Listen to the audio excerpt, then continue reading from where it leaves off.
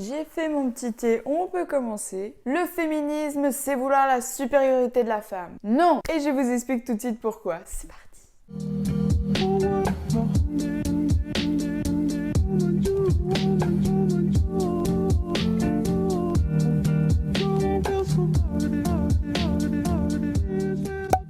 Alors les amis, je vous explique tout de suite. Le féminisme, c'est un mouvement qui veut l'égalité entre les hommes et les femmes. Oh, cette porte va m'énerver.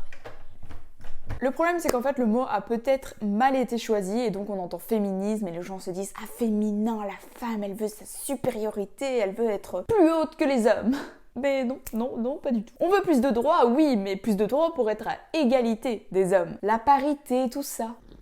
Donc nous voulons être sur le même pied d'égalité que les hommes dans toutes les sphères de la société.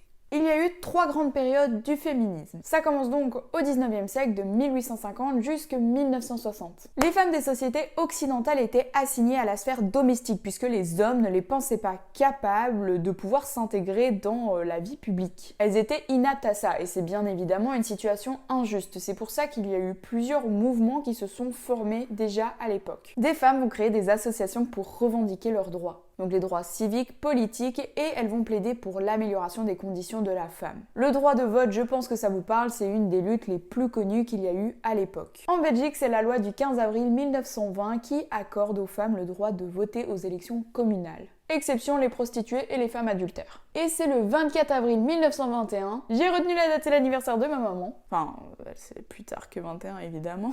Mais donc c'est à cette date que les femmes vont non seulement pouvoir voter, mais aussi prendre part aux élections en tant que candidates.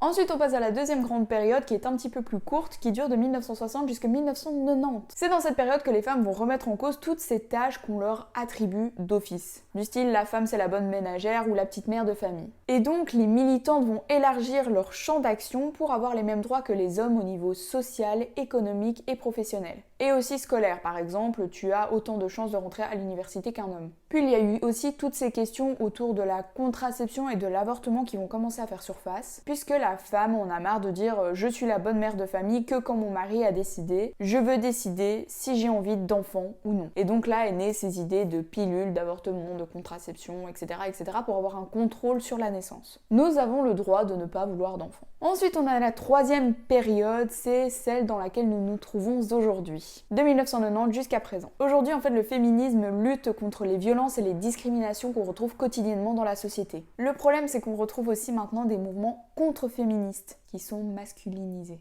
Ça se dit ça?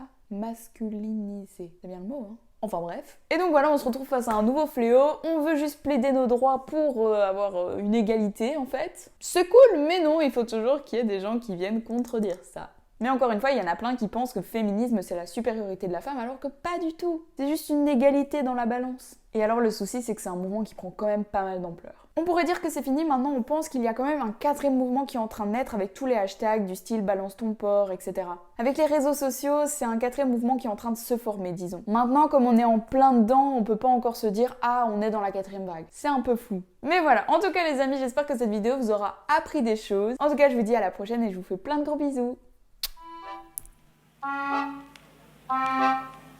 Enchantée.